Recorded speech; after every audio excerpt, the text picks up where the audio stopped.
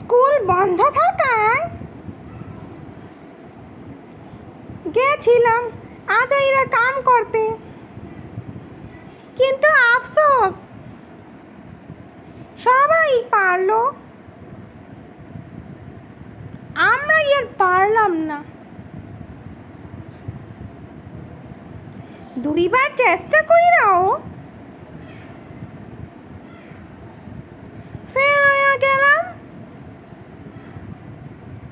No চিন্তা, একবার না পারিলে করো শতবার, চেষ্টা করেই যাব। সূর্যের তাপে ডিম পোচ,